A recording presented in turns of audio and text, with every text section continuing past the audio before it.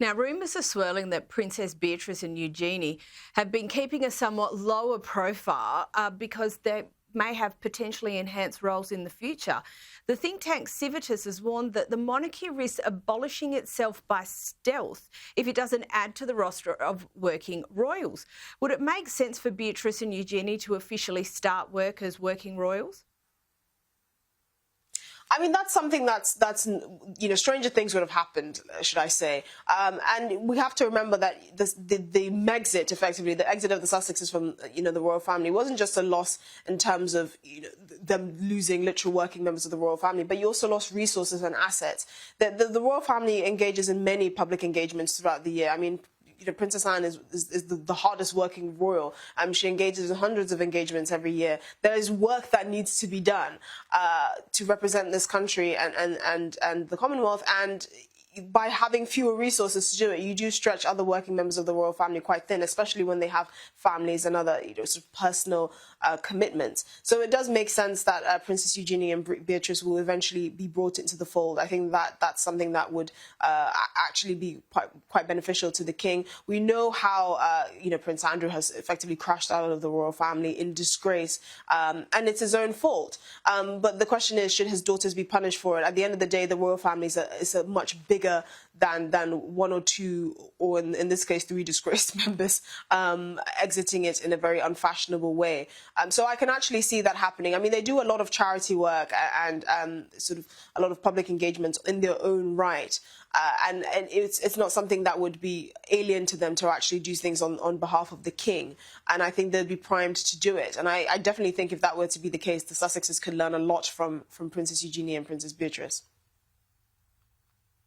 Now, on to the king, and despite recent attempts at reconnection with the Sussexes, the rift seems to have deepened over some of those allegations made in Endgame. Look, we understand the king is taking a cautious approach moving forward. Is that right? Yes, I mean, we know from reports within the royal family that the king is keen on some sort of reconciliation. This is a man in his mid-70s. He only has 2 children. He's obviously, nearing the end of his life, or at the point where you start to reflect on things. He's not happy about the situation between the Sussexes and the royal family, or the fact that this rift really risks calcifying in this way. But, it's very hard for him to justify trying to bring the Sussexes back into the fold, especially given the latest allegations made in Omid Scobie's book Endgame, where you have the likes of the king and Princess Catherine effectively being humiliated by being called racist without having the right to reply. And I can imagine just getting on with it is very difficult when you have someone assassinating your character in this way. So it will be it will be such a tightrope it is such a tightrope for the king to walk, to try and have some sort of relationship with his son Harry and his family, but also try and maintain the peace within his family. I mean, we heard reports that the Sussexes hinted that they would be open to receiving an invitation to Sandringham this year and even wanting to attend, but actually it's not been clear that any invitation has been extended to them, which I guess is another reality that's going to hit home. I'm personally very skeptical of whether there's any going back from this. I don't think Prince William wants to have very much to do with the Sussexes. I think there's also the very real threat of the lack of privacy.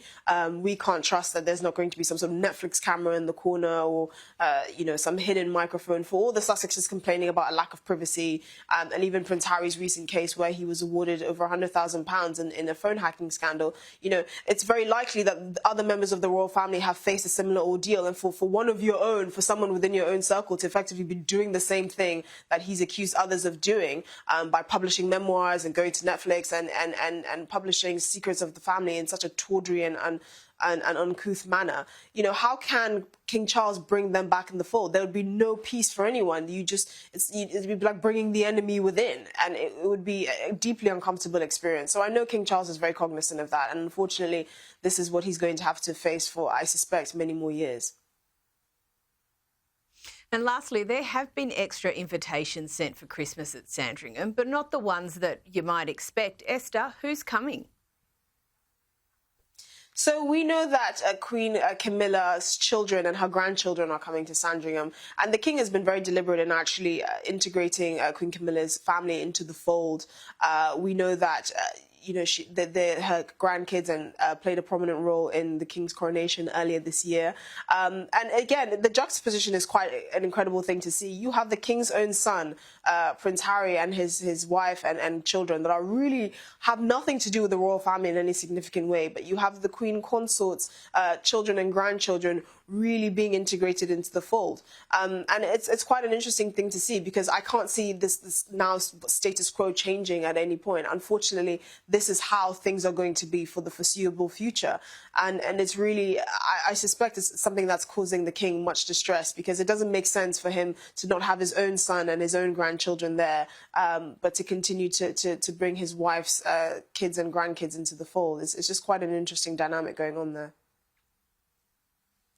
Esther Krakue, as always, thank you so much for joining the show and for your observations. No doubt we'll catch up shortly.